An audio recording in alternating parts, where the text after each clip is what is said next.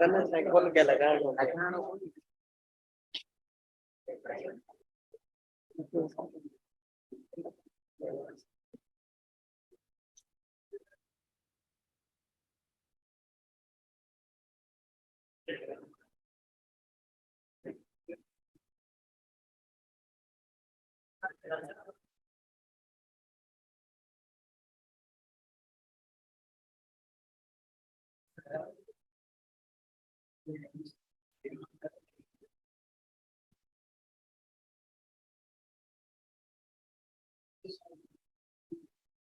Good morning students. आज हम chemical coordination discuss करेंगे। जैसे हमने नर्वस सिस्टम को डिस्कस कर लिया है, नर्वस सिस्टम के हवाले से जो हमने पढ़ा था, सबसे पहले नर्वस कोऑर्डिनेशन किस तरह से होती है, उसके अंदर कौन सी कंपोनेंट्स हैं, जैसे हमने न्यूरॉन से स्टार्ट किया था। देन नर्वस सिस्टम को डिस्कस किया, उसकी टाइप्स को, और देन आखिर में जैसे हमने नर्वस डिसऑर्डर को भी डिस्कस किया। तो अब हम जिस तरह से आपको पता है कि हमारे यहाँ एक और भी कोऑर्डिनेशन होती है जिससे हम कहते हैं केमिकल कोऑर्डिनेशन। वर्ड से जाहिर है जो केमिकल्स के जरिए कोऑर्डिनेशन होती है तो उससे हम कहते हैं केमिकल कोऑर्डिनेशन। जैसे यू नो वेरी वेल कि बॉडी के अंदर जैसे सिग्नल एक तो जैसे न्यूरॉन और नर्व सेल के जरिए भी जाते हैं, प्लस में कुछ ऐसे भी सिग्नल होते हैं जिनकी नेचर होती है केमिकल फॉर्म में, जो एक सेल से रिलीज होते हैं और जाके दूसरे सेल को लाइक असरअंदाज होते हैं उस पर, और उस पर अपना एक्शन दिखाते हैं। या दूसरे लफ्जों में हम ये भी कह सकते हैं कि वो केमिकल्स रिस्पॉन्ड करते हैं। जैसे अगर किसी एक सेल से कोई केमिकल रिलीज हुए हैं जिसके अंदर कोई मैसेज होता है, तो यकीनन जिस सेल पे जाके वो मैसेज देते हैं उस सेल का यही काम या रोल होता है कि वही सेल उस केमिकल को रेस्पॉन्ड भी देगा, रेस्पॉन्स करेगा। तो ये भी एक तरह से हम कहेंगे कोऑर्डिनेशन है। जैसे फॉर एग्जांपल केमिकल कैसे रेस्पॉन्स देते हैं, आपने जैसे पढ़ा है मसल कॉन्ट्रैक्शन के लिए कौन सा एक केमिकल था जो कॉन्ट्रैक्ट होने के लिए, जैसे आपने देखा कि एसिटाइल कोलिन आखिर में रिलीज हुआ तो मसल कॉन्ट्रैक्शन का जैसे उसको मैसेज मिला, कमांड मिला, ऑर्डर मिला, मसल कॉन्ट्रैक्ट हो रही है। वो तो एक न्यूरोट्रांसमीटर था। ये भी एक तरह से हम कहेंगे ये भी एक केमिकल कोऑर्डिनेशन ही है। पर मेन हमारा जो टॉपिक है या फोकस है वो एंडोक्राइन ग्लैंड्स है। एंडोक्राइन ग्लैंड्स की सीक्रेशन को हम हार्मोन्स कहते हैं, और हार्मोन्स के जरिए हमारी बॉडी के अंदर वेरियस सेल्स के दरमियान multi cellular animals, specially vertebrates, mammals, human being, उसके अंदर जो है एक पूरा system that is endocrine system, और उसके अंदर ऐसे केमिकल्स होते हैं जो एक सेल का मैसेज दूसरे सेल को देते हैं, और दूसरा सेल यकीनन जिसको ये मैसेज मिलता है वो मैसेज का रेस्पॉन्स भी देता है। तो इस वजह से हम इसे कहते हैं कि ये केमिकल कोऑर्डिनेशन है। तो केमिकल कोऑर्डिनेशन के हवाले से आज हम जैसे डिस्कस करेंगे, तो सबसे पहले जैसे हम देखेंगे कि केमिकल्स कौन कौन से होते हैं। ऐसे हेडिंग होगी हमारी केमिकल कोऑर्डिनेशन। वर्ड से जाहिर है chemical coordination that takes place by the means of certain chemicals. Chemicals की मदद से, वो केमिकल्स कौन से हो सकते हैं, जैसे पहले हमने नर्वस कोऑर्डिनेशन पढ़ा था तो न्यूरॉन के जरिए हो रही, तो ये केमिकल्स है। और ऐसे केमिकल्स मेन जो केमिकल्स हैं वो हमारी बॉडी के अंदर वो हार्मोन्स होते हैं। हार्मोन्स के अलावा न्यूरोट्रांसमीटर भी केमिकल होते हैं, न्यूरोट्रांसमीटर्स भी केमिकल्स हैं। जैसे आप एसिटाइल कोलिन का एग्जाम्पल ले सकते हैं कि वो भी एक तरह से केमिकल है। इसी तरह से एक और तीसरी कैटेगरी है जिसे हम फेरोमोन्स कहते हैं। फेरोमोन्स कहते हैं, ये खास तौर पे इंसेक्ट्स के अंदर बटरफ्लाई, सर्टेन बटरफ्लाईज होते हैं, उनके अंदर जैसे बॉडी से बाहर जो है रिलीज होने वाले केमिकल्स को हम कहते हैं फेरोमोन्स कहते हैं। रिलीज होते हैं बॉडी की एक जैसे ओडोरेंट्स होते हैं, उनमें एक खास किस्म की एक फ्रेग्रेंस सेल के वो केमिकल्स रिलीज होते हैं, इन्वायरमेंट में रिलीज होते हैं, बॉडी के अंदर नहीं, इन्वायरमेंट में रिलीज होते हैं। बटरफ्लाई कुछ ऐसे हैं जो तकरीबन 10 to 30 किलोमीटर्स के जो इलाके के अंदर 10 to 30 किलोमीटर्स के इलाके के अंदर उसकी जो अगर कोई दूसरी उसकी सेम स्पीशीज होगी तो उसको वो आइडेंटिफाई करेंगे उस लाइक ऑर्डर के हवाले से या उस फेरोमोन के हवाले से, एक दूसरे को रिकॉग्नाइज करते हैं। ह्यूमन बीइंग के अंदर भी कुछ ऐसे फेरोमोन्स होते हैं, बॉडी में से ऐसे सीक्रेट होते हैं, पर हमें जैसे यकीनन जैसे जो नियर वन जो होता है वही उसको आइडेंटिफाई जैसे कर सकता है, बाकी सब तो रहते हैं। तो ये ऐसे जो केमिकल होते हैं जो सराउंडिंग एनवायरनमेंट में जो रिलीज होते हैं, बॉडी से बाहर रिलीज होते हैं, उन्हें हम कहते हैं फेरोमोन्स। जैसे आप देखें इंसेक्ट्स के पास कोई मोबाइल फोन नहीं है, कोई कम्युनिकेशन का सिस्टम नहीं है, एक दूसरे को कैसे आइडेंटिफाई करे, दूर जो पता नहीं दूसरे मेंबर कहाँ पे है, किस जगह पे, लोकेशन उनकी क्या है, पर ऐसे जो है लाइक केमिकल्स रिलीज कर लेते हैं एनवायरनमेंट के अंदर, देन उसकी जो सेम स्पीशीज होगी वो उसको आइडेंटिफाई कर लेगी, रिकॉग्नाइज करेगी और एक दूसरे को जैसे ट्रेस करते हैं, इसे हम कहते हैं फिरोमोन। तो इसका कोई डिटेल इवन डेफिनेशन भी हमारे बुक में नहीं है। तो क्रासिस का मतलब है कि ये नहीं, कुछ भी इसमें नहीं है। न्यूरोट्रांसमीटर हमने नर्वस कोऑर्डिनेशन के अंदर जैसे पढ़ लिया है, तो हमारा जो मेन जो फोकस होगा केमिकल कोऑर्डिनेशन के हवाले से वो हम हार्मोन्स को डिस्कस करेंगे। तो हार्मोन्स जैसे you know very well, hormones जो है the secretions of endocrine glands are called the hormones. The secretions of endocrine glands, secretions of endocrine glands, endocrine glands की सीक्रीशन को हम हार्मोन कहते हैं, एंडोक्राइन ग्लैंड्स की सीक्रीशन को हम हार्मोन कहते हैं। Now question arises what is endocrine gland, endocrine gland किसे कहते हैं? Question arises what is endocrine gland, endocrine gland को कॉमनली हम कहते हैं डक्टलेस ग्लैंड। डक्टलेस ग्लैंड और डक्ट ग्लैंड का हम एक डिस्टिंग्विश भी बनाते हैं, उससे हम फर्क को समझेंगे कि डक्टलेस ग्लैंड क्या होता है। पर the secretion of endocrine glands are called the hormones. जैसे हार्मोन्स बॉडी के अंदर रिलीज होंगे किसके अंदर रिलीज होंगे? Directly enter into the blood stream, directly enter, क्योंकि डक्ट नहीं है जिसके जरिए उसकी सीक्रेशन ट्रांसपोर्ट हो, they directly enter into blood stream. Blood stream के अंदर डायरेक्टली ये इंटर होते हैं।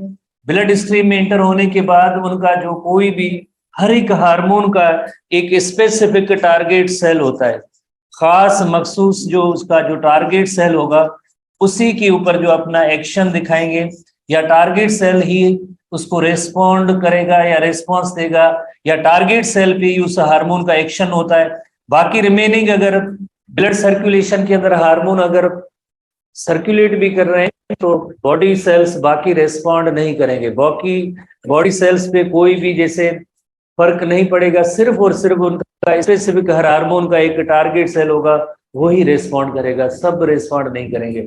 तो हम एक सीखेंगे कि एंडोक्राइन और एक्सोक्राइन ग्लैंड्स में क्या फर्क है। जैसे यू नो वेरी वेल कि ये लिवर की इलस्ट्रेशन है, लिवर की सीक्रेशन को हम बाइल जूस कहते हैं। You know very well bile juice, जब बाइल जूस लिवर प्रोड्यूस करता है तो देन ये गॉल ब्लैडर के अंदर स्टोर होती है, और देन जैसे आपको पता है कि एक डक्ट के जरिए स्मॉल इंटेस्टाइन के अंदर, ये स्मॉल इंटेस्टाइन के फर्स्ट पार्ट के अंदर ये बाइल जूस आके इंटर होती है। तो ये बाइल डक्ट के जरिए जैसे आमतौर पे कहते हैं बाइल जूस जो प्रोड्यूस लिवर में हुई, बाइल डक्ट के जरिए स्मॉल इंटेस्टाइन के अंदर आई, तो ऐसे ग्लैंड होते हैं उन्हें हम कहते हैं duct gland. Such glands are called as duct gland. ऐसे ग्लैंड होंगे उन्हें हम कहेंगे डक्ट ग्लैंड्स कहेंगे। जिसे एक और भी टर्म दे सकते हैं, कौन सा टर्म? एक्सोक्राइन ग्लैंड भी कह सकते हैं, मैंने एक्सोक्राइन ग्लैंड कह सकते हैं। पर एंडोक्राइन ग्लैंड वो होते हैं, एंडोक्राइन ग्लैंड वो होते हैं तो लाइक अपनी सीक्रेशन होगी, जैसे फॉर एग्जांपल ये एक एंडोक्राइन सेल है, ये एक एंडोक्राइन सेल है जो अपनी सीक्रेशन प्रोड्यूस करता है, उसे हम कहते हैं हार्मोन कहते हैं। The secretion of endocrine glands are called hormone, हम उन्हें कहेंगे हार्मोन। जैसे ये एंडोक्राइन ग्लैंड है, कोई ऐसा सेल है जो सीक्रेशन प्रोड्यूस कर रहा है, तो हम कहेंगे कि ये इन हार्मोन्स की साइट ऑफ एक्शन है। ये हार्मोन फॉर एग्जांपल ये हार्मोन प्रोड्यूसिंग सेल है, ये ऐसा सेल है जो हार्मोन प्रोड्यूस कर रहा है, तो इसे हम कहेंगे hormone producing cell. This cell is called hormone producing cell. ये जो है हार्मोन प्रोड्यूसिंग सेल है, जहां से हार्मोन प्रोड्यूस हो रहे हैं। ये हार्मोन प्रोड्यूसिंग सेल जहां पे हार्मोन्स की प्रोडक्शन होती है, तो हम कहेंगे it is site of production of hormone. ये वो जगह है जहां पे, ये वो जगह है, प्लेस है जहां पे हार्मोन्स जो है प्रोड्यूस होते हैं। Hormones are produced, hormone produce हुए पर देन अपने टारगेट तक कैसे जाएंगे? They directly enter into the blood stream, blood vessels में इंटर होंगे, ब्लड वेसल्स में इंटर होने के बाद देन अपने जो है टारगेट तक पहुंचते हैं। तो ये हार्मोन जो हार्मोन प्रोड्यूसिंग सेल से निकल के directly they inter into the blood stream में इंटर होंगे। ब्लड स्ट्रीम में इंटर होने के बाद दूर करीब नहीं होगा यकीनन उसका जो कोई टारगेट, वेरी फार जाके दूसरी जगह पे दूसरा कोई सेल होगा जिसपे इस हार्मोन का एक्शन होता है। तो ये जो सेल होता है ये इसको जो है रेस्पॉन्ड करेगा, इसे हम कहेंगे टारगेट सेल। टारगेट सेल, ये टारगेट सेल है जिसपे हार्मोन का एक्शन होगा। ये टारगेट सेल है, इस टारगेट सेल पे हार्मोन का एक्शन होगा। एक्शन की जगह, साइट ऑफ एक्शन है ये वो जगह है टारगेट सेल जहां पे हार्मोन का एक्शन होगा। जैसे हार्मोन यकीनन इस सेल के करीब आएगा तो इसी सेल को जो फिजियोलॉजी के या मेटाबॉलिज्म के वो इफेक्ट करेंगे बाकी बॉडी के अंदर जितने भी, जैसे अगर फॉर एग्जांपल बॉडी के जितने भी सेल हैं सबके ऊपर उससे हार्मोन का असर नहीं होगा। हार्मोन सारे स्पेसिफिक नेचर, हार्मोन जस्ट अपना कोई उसका जो टारगेट सेल होगा उसी पे अपना एक्शन दिखाएगा, बाकी बॉडी के अंदर चाहे जितने भी सेल्स पड़े हों उन पे कोई भी एक्शन नहीं होगा। तो हम कहेंगे hormones are specific in nature. और इसमें आगे हम सवाल भी हमारे बुक के अंदर जैसे अराइज किया गया है कि वाई ऐसा क्यों होता है, ये ब्लड के अंदर हार्मोन तो सर्कुलेट कर रहे हैं, सब सेल को क्यों नहीं मुतासर करते हैं, आखिरकार ऐसी क्या रीजन है, या एक खास सेल होता है वो खास हार्मोन को रिस्पॉन्ड करता है, वाई ऐसा क्यों है। तो इसको भी हम सीखने की कोशिश करेंगे नेक्स्ट आगे हेडिंग में। तो इस तरह से हार्मोन जैसे आप देखें ये कम्युनिकेशन है ना, कोऑर्डिनेशन है, केमिकल कोऑर्डिनेशन। इस सेल का जो मैसेज था इस सेल तक आया, किसके थ्रू आया, थ्रू केमिकल के जरिए। केमिकल का नेम क्या है, हार्मोन है, ठीक है। हार्मोन के जरिए एक सेल का मैसेज दूसरे सेल में गया है, this is called as chemical coordination. ये केमिकल कोऑर्डिनेशन है जो हार्मोन्स के जरिए होती है। अब हम यकीनन देखेंगे आखिरकार हार्मोन्स की नेचर क्या है, हार्मोन्स किस चीज के बने हुए, केमिकली ये किसके बने हुए, केमिकली हार्मोन्स किन चीजों के बने हुए, chemically what is nature, chemical nature of hormones, chemical nature of hormones. Hormones की केमिकल नेचर क्या है, chemical nature of hormones. Chemically hormone किन चीजों के बने हुए हैं तो हम उससे कहते हैं chemical nature of hormones. Hormones basically जैसे अगर सिर्फ और सिर्फ केमिकल्स के हवाले से देखा जाए तो उसमें एक हार्मोन ऐसे होते हैं जो प्रोटीन इन नेचर होते हैं। प्रोटीन इन नेचर का मतलब होता है कि फर्दर उनमें जो कैटेगरीज होंगी, एक ऐसी कैटेगरी होगी जो पॉलीपेप्टाइड हार्मोन हम उन्हें कहते हैं। पॉलीपेप्टाइड हार्मोन्स वो होते हैं, वर्ड से जाहिर है, पॉलीपेप्टाइड हार्मोन जिसमें long chain of amino acid होती है, long chain of amino acid. ऐसे हार्मोन जो अमाइनो एसिड्स की लॉन्ग चेन हो उनके बने हो उन्हें हम कहते हैं पॉलीपेप्टाइड हार्मोन्स। आगे हम हर एक कैटेगरी के एग्जांपल भी नोट करेंगे कि पॉलीपेप्टाइड हार्मोन कौन से हैं। एक दूसरी कैटेगरी होती है जस्ट उसे कहते हैं पेप्टाइड हार्मोन्स। पेप्टाइड हार्मोन्स जो short chain of amino acid के बने हो, जिसमें जो short chain of amino acid हो तो उसे हम कहेंगे peptide hormone. Peptide hormone short chain of amino acids, short chain of amino acid जैसे जो लाइक शॉर्ट चेन के बने हो तो उन्हें हम कहते हैं कि ये पेप्टाइड हार्मोन है।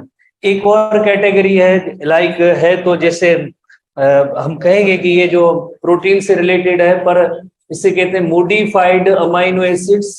मोडिफाइड अमाइनो एसिड्स के भी हार्मोन होते हैं जिन्हें शॉर्ट फॉर्म में अमाइंस भी कहते हैं। Modified amino acids are simply they are called amines. और ये जो अमाइंस होते हैं जस्ट एक सिंगल अमाइनो एसिड के बने होंगे, सिंगल अमाइनो एसिड के बने होंगे। Single amino acids, single amino acid के बने हुए हार्मोन को हम कहते हैं मोडिफाइड अमाइनो एसिड और अमाइन हार्मोन।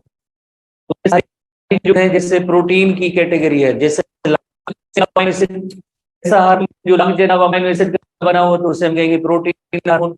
कभी कभार जैसे पॉलीपेप्टाइड हार्मोन है, प्रोटीन भी किन किन जगहों पे खा, पर ये टर्म जो है परफेक्ट होता है पॉलीपेप्टाइड जो long chain of amino acid हो। तकरीबन जैसे 200 से ज्यादा अमाइनो एसिड होंगे तो उसे हम कहेंगे ये polypeptide chain of amino acid, तो ये polypeptide hormone. Peptide hormone 3 to 200 जो अमाइनो एसिड होते हैं, 3 to 200 अमाइनो एसिड ये पेप्टाइड हार्मोन के होते हैं। जस्ट एक single modified amino acid, one amino acid तो होगा वो अमाइन हार्मोन। और इसी तरह से एक और कैटेगरी है दैट इज लिपिड की कैटेगरी, स्टीरॉयड हार्मोन, जिन्हें हम कहते हैं स्टीरॉयड हार्मोन। स्टीरॉयड हार्मोन्स, और स्टीरॉयड हार्मोन्स आपको पता है steroid nothing but steroid is lipid का एक टाइप है।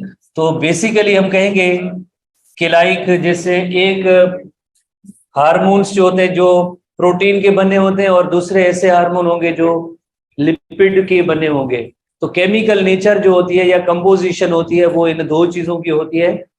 आगे जैसे इनको याद करने का एक आसान तरीका, अभी आप नहीं समझे, हालांकि इस जगह पे हमारे एसटीबी बुक के अंदर भी दिए हैं, पर स्लोली आहिस्ता आहिस्ता जो जो एंडोक्राइन ग्लैंड हम पढ़ते जाएंगे साथ साथ में उसकी केमिकल नेचर पढ़ते जाएंगे तो याद हो जाएगा। याद करने का ये बेस्ट तरीका होता है। तो anyway, अब हम नोट करेंगे कि हर एक हार्मोन का जैसे मोड ऑफ एक्शन क्या है, किस तरह से हार्मोन टारगेट सेल को मुतासिर करते हैं। तो उसके लिए दो मॉडल्स दिए गए हैं।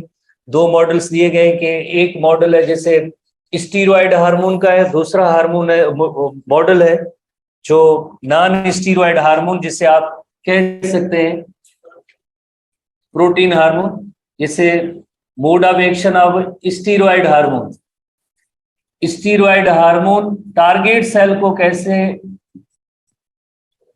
इफेक्ट करता है या टारगेट सेल पे हार्मोन का किस तरह से एक्शन होता है। तो ये हार्मोन अपना टारगेट जो होगा, जो भी टारगेट सेल होगा तो उस पे स्टीरॉयड हार्मोन का क्या एक्शन होगा। इसी तरह से जो दूसरा जो मॉडल होता है जिसे हम कहते हैं non steroid, generally non steroid भी कहते हैं, और जैसे नॉन स्टीरॉयड नथिंग बट जैसे ये पेप्टाइड या पॉलीपेप्टाइड, पेप्टाइड हो या पॉलीपेप्टाइड हो या अमाइन हो, ये सारे जो है प्रोटीन्स की कैटेगरी आती है इनमें। ये सब जो नॉन स्टीरॉयड नेचर होंगे। तो सबसे पहले हम देखते हैं कि जैसे ये एक हार्मोन है, फॉर एग्जाम्पल ये हार्मोन है, और ये हार्मोन कहाँ से रिलीज हुआ होगा, आप थोड़ा सा बताएं। ये हार्मोन कहाँ से रिलीज हुआ होगा? हार्मोन यकीनन हार्मोन प्रोड्यूसिंग सेल होगा, वहां से हार्मोन प्रोड्यूस हुआ था, ब्लड स्ट्रीम में इंटर हुआ, ब्लड स्ट्रीम में इंटर होने के बाद, ब्लड स्ट्रीम में इंटर होने के बाद जो है देर जो यकीनन जैसे टारगेट सेल तक पहुंचा है, और इस जगह पे जो है ये हार्मोन अपना जो एक्शन, ये अब हम सेल जो बनाते हैं ये टारगेट सेल होगा, ये टारगेट सेल होगा। इस पे ये फॉर एग्जांपल ये टारगेट सेल है,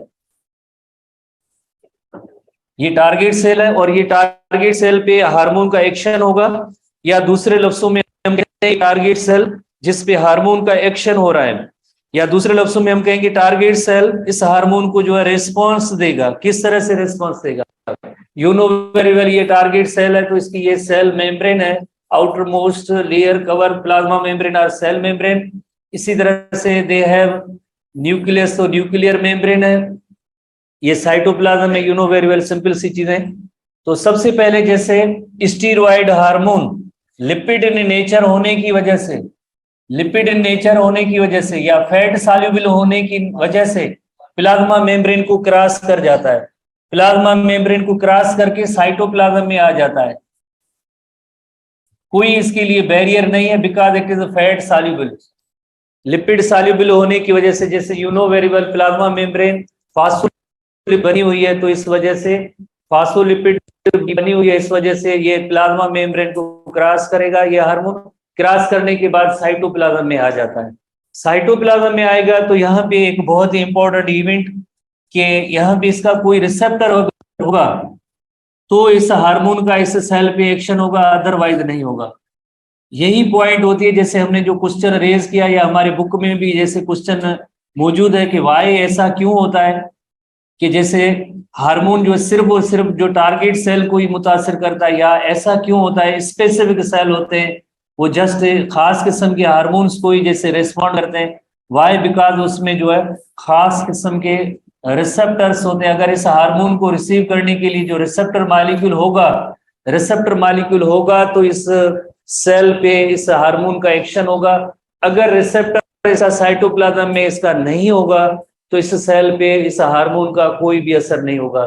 डिपेंड करता है साइटोप्लाज्म के अंदर जो रिसेप्टर मॉलिक्यूल होते हैं उस पर डिपेंड करता है। तो हार्मोन प्लस रिसेप्टर जब ये कॉम्प्लेक्स बनेगा तो हम उससे कहते हैं hormone receptor complex. Hormone receptor complex बनने के बाद देन ये न्यूक्लियर मेम्ब्रेन को क्रॉस करते हैं, न्यूक्लियर मेम्ब्रेन को भी क्रॉस करते हैं। जब ये हार्मोन रिसेप्टर कॉम्प्लेक्स बनेगा तो ये न्यूक्लियर मेम्ब्रेन को क्रॉस करेंगे। न्यूक्लियर मेम्ब्रेन क्रॉस करने के बाद जैसे यू नो वेरी वेल अंदर जो जेनेटिक मटेरियल डीएनए या जीन पड़े होते हैं, स्पेसिफिक सेगमेंट ऑफ डीएनए उसको जाके ये स्टिमुलेट करते हैं। स्पेसिफिक सेगमेंट ऑफ डीएनए को ये हार्मोन रिसेप्टर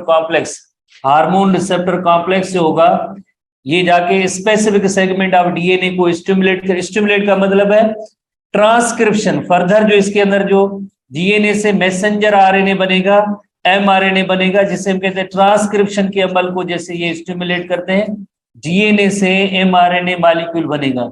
डीएनए से mRNA molecule complementary mRNA molecule बनता है। इस अमल को जैसे आपको पता है हम ट्रांसक्रिप्शन कहते हैं, phenomena is called as transcription. Transcription होने के बाद ये mRNA you know very well कहाँ जाता है, एमआरएनए देन इधर इस न्यूक्लियर मेम्ब्रेन को क्रॉस करके राइबोसोम की तरफ जाता है, राइबोसोम। और यू नो वेरी वेल कि ribosome is the site of protein synthesis. Ribosomes जो है प्रोटीन सिंथेसिस की प्लेस या जगह होते हैं जहां पे जैसे एमआरएनए मैसेंजर आरएनए इधर आएगा और अमाइनो एसिड असेंबल होंगे और उसके रिजल्ट में यकीनन उसके रिजल्ट में एक polypeptide chain of amino acid, polypeptide chain of amino acid nothing but just एक न्यू प्रोटीन बनेगा। न्यू प्रोटीन भी नथिंग बट जस्ट एक प्रोटीन, नथिंग बट एक जैसे न्यू प्रोटीन होगा जो एंजाइम भी हो सकता है और ये एंजाइम्स की मदद से जैसे लाइक इस सेल पे अपना एक्शन दिखाता है। तो इससे हम कहेंगे ये स्टीरॉयड हार्मोन होता है। इस तरह से स्टीरॉयड हार्मोन टारगेट सेल की फिजियोलॉजी, टारगेट सेल की मेटाबॉलिज्म, टारगेट सेल की ऊपर अपना इफेक्ट शो करता है। कैसे, जैसे हार्मोन प्रोड्यूस हुआ, हार्मोन प्रोड्यूस होने के बाद ब्लड स्ट्रीम में एंटर हुआ, ब्लड स्ट्रीम में एंटर होने के बाद जो टारगेट सेल होता है उसके रिसेप्टर तक गया, receptor target cell means plasma membrane की, देन जो साइटोप्लाज्म के अंदर रिसेप्टर जो मॉलिक्यूल है साइटोप्लाज्म के अंदर होते हैं। जैसे ये साइटोप्लाज्म का सेक्शन है, साइटोप्लाज्म के अंदर ये जो है इसको जो है रिसेप्टर मॉलिक्यूल मिलेगा। अगर रिसेप्टर मिलता है तो हार्मोन रिसेप्टर कॉम्प्लेक्स बनता है, देन न्यूक्लियर मेम्ब्रेन को भी क्रॉस करेगा। न्यूक्लियर मेम्ब्रेन को क्रॉस करने के बाद देन डीएनए की खास सेगमेंट को जैसे स्टिमुलेट यानी ट्रांसक्रिप्शन के लिए जैसे कमांड ऑर्डर देगा, जिसके रिजल्ट में एक एमआरएनए मॉलिक्यूल बनेगा। एमआरएनए देन जो राइबोसोम्स की तरफ जाएगा, जिसके रिजल्ट में न्यू प्रोटीन्स और एंजाइम्स बनेंगे और इस टारगेट सेल की जो मेटाबॉलिज्म में या जो एक्टिविटी जो भी इसकी होगी वो शो करेगा। ये इस तरह से टारगेट सेल। दूसरा जो मॉडल है जिसे हम कहते हैं, दूसरे मॉडल को हम कहते हैं जैसे नॉन स्टीरॉयड हार्मोन का जैसे मॉडल है, नॉन स्टीरॉयड हार्मोन का मॉडल है जो प्रोटीन हार्मोन है या पेप्टाइड हार्मोन है उसका एक्शन। जैसे ये अगेन दोबारा से ये जैसे टारगेट सेल है, ये टारगेट सेल इस हार्मोन को जैसे रेस्पॉन्स देगा, रेस्पॉन्ड करेगा, टारगेट सेल को रेस्पॉन्ड करेगा या टारगेट सेल पे जैसे हम कह रहे हैं कि लाइक इसका जो है एक्शन होगा हार्मोन का किस तरह से होगा। तो उसके लिए हम एक इलस्ट्रेशन जैसे बनाते हैं, जैसे ये हार्मोन है, फॉर एग्जाम्पल ये हार्मोन है। कहाँ से ये हार्मोन आया होगा, यकीनन जो हार्मोन प्रोड्यूसिंग सेल से ही आया होगा, हार्मोन प्रोड्यूसिंग सेल से ये हार्मोन आया होगा। और उसके बाद जैसे ये हार्मोन प्लाज्मा मेम्ब्रेन को क्रॉस नहीं कर पाता है। क्यों नहीं कर पाता है भाई? बिकॉज ये जो है फैट सॉल्युबल नहीं है, लिपिड सॉल्युबल नहीं है, प्रोटीन इन नेचर होने की वजह से यहीं पे जो है स्टॉप हो जाएगा, रुक जाएगा, अंदर इस टारगेट सेल के अंदर ये एंटर नहीं हो सकेगा। तो फिर क्या हो कि इस पे कैसे एक्शन करेगा? यकीनन प्लाज्मा मेम्ब्रेन के अंदर ऐसे रिसेप्टर मॉलिक्यूल होते हैं, प्लाज्मा मेम्ब्रेन के अंदर इस हार्मोन को, जो भी इस हार्मोन का टारगेट है या जो जिसपे इस हार्मोन का जो एक्शन होना है, तो ये एक्शन होना है तो इस पे रिसेप्टर मॉलिक्यूल होगा, रिसेप्टर मॉलिक्यूल, ये रिसेप्टर है। तो इसी तरह से क्या बनता है, ये hormone plus receptor is a hormone receptor complex. Hormone plus receptor is the hormone receptor complex. हम उसे कहते हैं हार्मोन रिसेप्टर कॉम्प्लेक्स कहते हैं, hormone receptor complex, hormone receptor complex. जब पर्टिकुलर एक हार्मोन और उसकी कॉम्प्लीमेंट्री कि जैसे रिसेप्टर की, अगर रिसेप्टर की शेप हार्मोन से मिलती जुलती नहीं है तो उसके साथ कॉम्प्लेक्स ये नहीं बनेगा। जैसे आपने अगर हार्मोन की ऐसी शेप हो जो रिसेप्टर उसको रिसीव ही ना करे, उसके साथ बाइंड ही ना हो, तो यानी ये कॉम्प्लेक्स नहीं बनेगा। तो हार्मोन रिसेप्टर कॉम्प्लेक्स तब बनता है जब उन दोनों की जो शेप एक कॉम्प्लीमेंट्री होगी तो ही उसके साथ कॉम्प्लेक्स बनेगा, अदरवाइज नहीं बनेगा। तो ऐसे ही जिस तरह से टारगेट सेल से हम पहले ही डिस्कस कर चुके हैं कि वाई टारगेट सेल एक खास किस्म के हार्मोन को क्यों रिस्पॉन्ड करता है, बिकॉज ऑफ रिसेप्टर। कहाँ पे रिसेप्टर इसमें मौजूद है, इस सेल के अंदर, जैसे प्लाज्मा मेम्ब्रेन में मौजूद है, और ये कहाँ पे आप मिलते हैं, साइटोप्लाज्म में। पर दोनों जो मॉडल्स है उनके अंदर यही चीज कॉमन है कि हर हार्मोन का जो टारगेट सेल होगा उसके अंदर रिसेप्टर मॉलिक्यूल जरूर होने चाहिए। अगर रिसेप्टर होंगी तो उस टारगेट सेल पे एक्शन उस हार्मोन का होगा, अदरवाइज नहीं होगा। तो इसी तरह से जब ये हार्मोन रिसेप्टर कॉम्प्लेक्स बन जाता है, जब हार्मोन रिसेप्टर कॉम्प्लेक्स बन जाता है तो फिर जो प्लाज्मा मेम्ब्रेन की इनसाइड की मीनिंग है, जो साइटोप्लाज्मिक वाला एंड है उस साइड पे एक इनएक्टिव एंजाइम होता है। इनएक्टिव एंजाइम होता है जिसका नेम होता है adenylate cyclase enzyme. Adenylate cyclase enzyme, adenylate cyclase enzyme होता है। ये एक्टिव फॉर्म हो जाती है, इसकी जो है इनएक्टिव से ये एक्टिव फॉर्म हो जाता है। एक्टिव फॉर्म हो जाता है तो फिर इसका एक वेरी इंपॉर्टेंट रोल स्टार्ट होगा जो एटीपी को सीएएमपी में कन्वर्ट करेगा। ATP will be converted into cAMP. ATP molecule जो एडिनोसिन ट्राइफॉस्फेट है वो सीएएमपी में कन्वर्ट होगा। ATP will be converted into cAMP. Then जो है ATP molecule adenosine triphosphate, it will be converted into CAMP, cyclic adenosine monophosphate, adenosine monophosphate, adenosine triphosphate. CAMP acts as a second messenger, second messenger के तौर पे ये काम करेगा। और then second messenger का जो इस टारगेट सेल पे जो हम कह रहे हैं कि लाइक जो इस जो भी इसका फंक्शन होगा, तो ये हार्मोन कभी भी इस टारगेट सेल के अंदर एंटर नहीं हुआ, पर इस हार्मोन ने अपना लाइक एक सेकंड मैसेंजर के जरिए जो भी इसके ऊपर एक्शन दिखाना था उसे सेकंड मैसेंजर करेंगे। सेकंड मैसेंजर कोई जैसे ये सेल रिस्पॉन्ड कर रहा है, क्योंकि पहला जो मैसेंजर है जिसे हम कहते हैं हार्मोन कहते हैं, वो प्लाज्मा मेम्ब्रेन को क्रॉस ही नहीं कर पाया, वो बाहर पड़ा है। बट हार्मोन रिसेप्टर कॉम्प्लेक्स बनेगा, स्टार्ट हो गए। एंजाइम था एडिनिलेट साइक्लेज, एक्टिव फॉर्म उसका हो गया, और एक्टिव जो है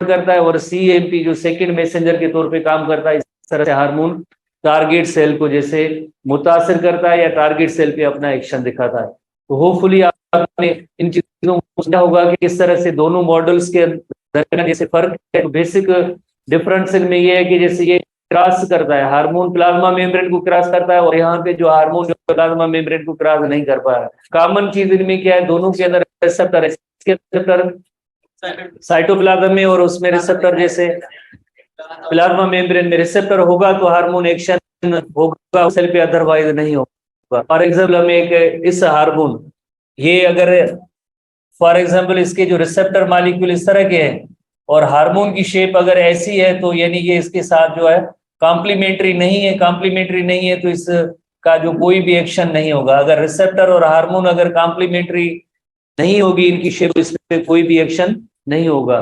ठीक है ना, हम इसको थोड़ा सा रिमूव कर देते हैं।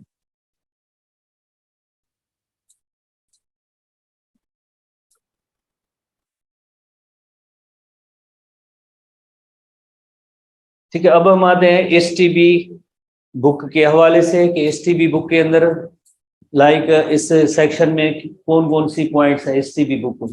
जैसे सबसे पहले केमिकल कोऑर्डिनेशन है, यू नो वेरी वेल कि डिफरेंट सेल्स के दरमियान जैसे या ऑर्गन्स के दरमियान यकीनन कोऑर्डिनेशन का अमल होता है। और ये प्रिमिटिव है, प्रिमिटिव की मीनिंग है एनिशियंट है। पहले जैसे नर्वस कोऑर्डिनेशन नहीं, पहले जो है chemical coordination, primitive than nervous coordination, you know very well. तो केमिकल्स के जरिए जैसे एक सेल के में से दूसरे सेल में तो जाते रहते हैं। नर्वस सिस्टम तो बहुत ही देर से जो है उसकी एवोल्यूशन हुई है, उसके जरिए कोऑर्डिनेशन हुई है। But most primitive that is the chemical coordination.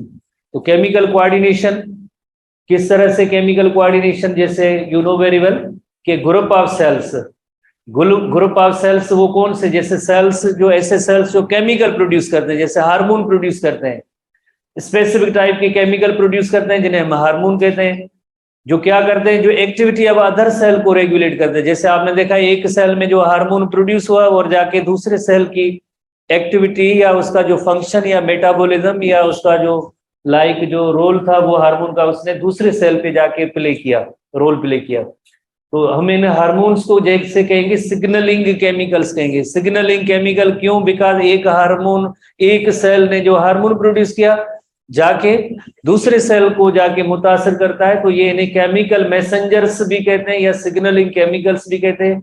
ऐसे कौन कौन से सिग्नलिंग केमिकल्स हैं, जैसे न्यूरोट्रांसमीटर भी है, हार्मोन्स भी हैं और फेरोमोन्स भी हैं।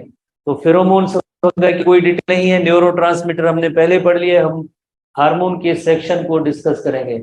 उसके बाद जैसे नेक्स्ट है हार्मोन क्या होता है, जैसे हम पढ़ा था product of endocrine glands, secretion of endocrine gland. Hormone कहाँ से, हार्मोन प्रोड्यूसिंग सेल से रिलीज हुआ या रिलीज हुआ, इधर गया डायरेक्टली ब्लड स्ट्रीम में गया, ब्लड स्ट्रीम में जाने के बाद पर्टिकुलर टारगेट सेल को जैसे वो मुतासर करते हैं बॉडी में, बाकी किसी दूसरे सेल पे कोई भी रोल या फंक्शन नहीं है। जैसे आप यहाँ पे एक इलस्ट्रेशन देख सकते हैं, अब थोड़ी साइड कर थोड़ा बस मेहरबानी साइड या वो अच्छा थोड़ो भले बोला वहाँ की तकलीफ़ है लाइट थी हाँ असांजा सॼे पाकिस्तान में शागिर्द वेठा आहिनि उहो टॉपिक ॾिसंदा रहंदा। जैसे ये हार्मोन सीक्रेटिंग सेल जो एंडोक्राइन सेल है, फॉर एग्जाम्पल ये एंडोक्राइन सेल है या एंडोक्राइन ग्लैंड है, ये जो लाइक इलस्ट्रेशन जैसे आपको एक पर्पल कलर की जो नजर आ रही है ये हार्मोन है। तो इस एंडोक्राइन सेल में जैसे हार्मोन प्रोड्यूस हुआ तो ये डायरेक्टली ब्लड स्ट्रीम में इंटर हुआ। हार्मोन डायरेक्टली ब्लड स्ट्रीम में इंटर होने के बाद जैसे देखिए ये जो टारगेट सेल इसका नहीं हो सकता, क्यों नहीं हो सकता, इस पे जो रिसेप्टर है, रिसेप्टर की शेप और हार्मोन की जो शेप है कॉम्प्लीमेंट्री नहीं है, तो हम कहेंगे ये इसका जो टारगेट सेल नहीं है। क्यों नहीं है, बिकॉज ये इसका रिसेप्टर जो प्रॉपर नहीं है। पर इस सेल ये सेल के रिसेप्टर के साथ जैसे बाइंड कर सकता है, जैसे ये बाइंड हुआ तो ये इसी पे एक्शन हुआ, बाकी से दूसरे किसी भी सेल पे हार्मोन का कोई भी एक्शन नहीं हो सकता है। तो हर एक जैसे आगे हम पढ़ेंगे हर एक जो लाइक हार्मोन होगा उसका कोई ना कोई एक टारगेट होगा, कोई ना कोई एक टारगेट होगा। जैसे पेंक्रियास एंडोक्राइन ग्लैंड है, इनकी ये हार्मोन्स हैं तो इनका टारगेट क्या होगा, जैसे लिवर भी हो सकती है, मसल्स भी हो सकते हैं, जिनमें क्या एक्शन करेगा, ब्लड ग्लूकोज लेवल को जैसे कम भी कर सकते हैं बढ़ा भी सकते हैं, बिकॉज दो हार्मोन है इंसुलिन और ग्लूकेगोन। तो हर एक हार्मोन का एक हम आगे टारगेट पढ़ेंगे, इस तरह से वन बाय वन पढ़ेंगे। उसके बाद जैसे एसटीबी की पॉइंट है, जैसे हार्मोन फंक्शन अपनी या एक्टिविटी जैसे डेवलपमेंट है, ग्रोथ है, रिप्रोडक्शन है या बिहेवियर है, ये सब इनको रेगुलेट करते हैं हार्मोन्स। अगर उनकी जैसे एक माइन्यूट क्वांटिटी होती है तब भी जैसे बॉडी के अंदर वेरी इंपॉर्टेंट प्रोसेस ग्रोथ है, डेवलपमेंट है, बिहेवियर है, रिप्रोडक्शन है, सबके लिए जो है वेरी इंपॉर्टेंट होते हैं। जैसे चैप्टर 4 के अंदर हम पढ़ते हैं कि कई इंपॉर्टेंट ऐसे हार्मोन हैं जो लाइक रिप्रोडक्टिव प्रोसेसेस को रेगुलेट करते हैं, गैमीट्स बनने के दौरान या वगैरह वगैरह, आगे चल के हम डिस्कस करेंगे। तो इसी वजह से एक माइन्यूट क्वांटिटी जैसे बुक में बताया गया कि उसका एक बड़ा असर होता है। किसी भी हार्मोन की कंसंट्रेशन अगर कम होगी या किसी भी हार्मोन की कंसंट्रेशन अगर उस लेवल नॉर्मल से ज्यादा होगी तो दोनों कंडीशंस में आगे जाके डिसऑर्डर हो सकते हैं, जो भी हम आगे एंडोक्राइन ग्लैंड्स के हवाले से पढ़ेंगे। तो इसी तरह से देन जो नेक्स्ट एसटीबी की हेडिंग है हार्मोन्स के जैसे टाइप कितने होते हैं, यू नो वेरी वेल।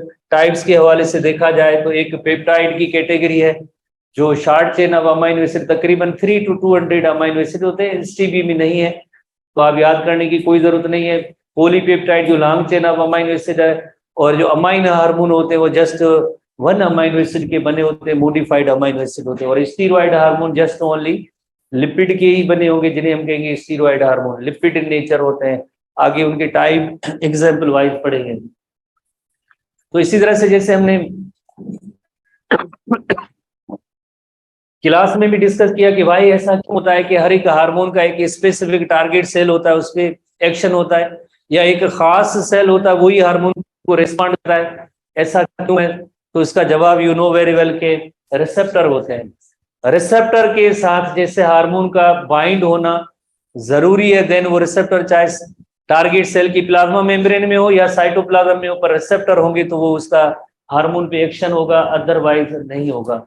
तो उनकी शेप भी ऐसी होती है, जैसे अभी हमने नोट किया कि कॉम्प्लीमेंट्री होती है, रिसेप्टर की जो शेप होती है हार्मोन की शेप के साथ, स्ट्रक्चर के साथ कॉम्प्लीमेंट्री होती है।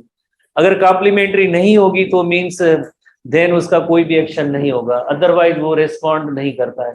तो कैसे रेस्पॉन्ड करता है? तो सबसे पहले हमने जैसे मोड ऑफ एक्शन पढ़ा था, तो पेप्टाइड हार्मोन को देखते हैं। पेप्टाइड हार्मोन प्लाज्मा मेम्ब्रेन को क्रॉस नहीं कर सकता है, पर रिसेप्टर होता है तो एक एंजाइम इनएक्टिव पड़ा होता है, उसका नेम होता है एडिनिलेट साइक्लेज। कहाँ भी होता है? Inner side of the plasma membrane होता है। तो देन ये एक्टिव हो जाता है। एक्टिव फॉर्म होगा तो फिर क्या करेगा? Active form you know very well, adenylate cyclase अभी एक्टिव होता है तो एटीपी को सीएएमपी में कन्वर्ट करता है। ATP adenosine triphosphate, adenosine monophosphate, just see cyclic adenosine monophosphate, जो सेकंड मैसेंजर के तौर पे काम करता है। यानी फर्स्ट मैसेंजर वो हार्मोन था, ये सेकंड मैसेंजर है। तो इसकी एक इलस्ट्रेशन भी जैसे आप इसको समझेंगे इसके जरिए, जैसे फॉर एग्जांपल ये हार्मोन है जो हार्मोन प्रोड्यूसिंग सेल से आया, ये टारगेट सेल है, उसके जो प्लाज्मा मेम्ब्रेन में रिसेप्टर है। जब हार्मोन और रिसेप्टर जब का कॉम्प्लेक्स बनेगा तो प्लाज्मा मेम्ब्रेन के अंदर जो इनएक्टिव एंजाइम पड़ा था ये एक्टिव हो गया। इस एक्टिव एंजाइम की वजह से एटीपी जो है सीएमपी में कन्वर्ट हो गया। CMP acts as a second messenger, जिसकी वजह से सेकंड मैसेंजर की वजह से इस सेल की फिजियोलॉजी है वो यकीनन मेटाबॉलिक एक्टिविटीज है वो चेंज करता है या उसको मुतासर करता है, या हम कहेंगे हार्मोन अपना एक्शन दिखाता है। इस तरह से जो है हार्मोन अपना एक्शन दिखाता है। उसके बाद जैसे दूसरा हार्मोन, जैसे आपको पता है कि लाइक ऐसे कई सेकंड मैसेंजर है। दूसरा जो मॉडल है, दूसरा मॉडल है जैसे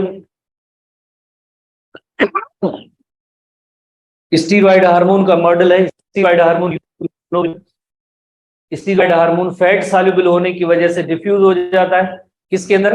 प्लाज्मा मेम्ब्रेन के अंदर डिफ्यूज हो जाता है। तो इस वजह से इसको सेकंड मैसेंजर की जरूरत नहीं होती है। सेकंड मैसेंजर की तब जरूरत होती है जब वो हार्मोन टारगेट सेल के अंदर इंटर ना हो ना, तो उसको जो सेकंड मैसेंजर की जरूरत होती है। इसी तरह से आपने देखा, जैसे हमने पहले इलस्ट्रेशन में नोट किया, साइटोप्लाज्म के अंदर उसका रिसेप्टर मॉलिक्यूल होना जरूरी है तो आगे प्रोसेस या फंक्शन होगा, अदरवाइज भले जैसे उसने प्लाज्मा मेम्ब्रेन क्रॉस की है आगे उसका कोई भी एक्शन नहीं होगा।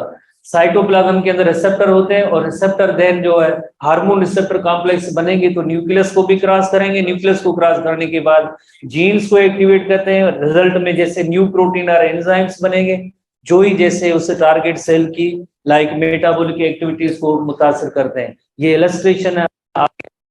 जैसे ये स्टीरॉयड हार्मोन है, स्टीरॉयड हार्मोन प्लाज्मा मेम्ब्रेन को क्रॉस किया, प्लाज्मा मेम्ब्रेन को क्रॉस करने के बाद साइटोप्लाज्म के अंदर इसका ये रिसेप्टर मौजूद है। जब हार्मोन रिसेप्टर कॉम्प्लेक्स बनेगा तो देन न्यूक्लियर मेम्ब्रेन को क्रॉस करेगा। न्यूक्लियर मेम्ब्रेन को क्रॉस करने के बाद डीएनए की स्पेसिफिक सेगमेंट को जैसे स्टिमुलेट करेगा, किसके लिए? ट्रांसक्रिप्शन का अमल, यकीनन उसमें एमआरएनए बने। और आप आगे पता है कि एमआरएनए देन न्यूक्लियर मेम्ब्रेन से निकल के राइबोसोम में आता है, न्यू प्रोटीन बनते हैं। न्यू प्रोटीन नथिंग बट कोई एंजाइम होगा जो इस टारगेट सेल की फिजियोलॉजी को जिससे मुतासर करता है। सी मॉडल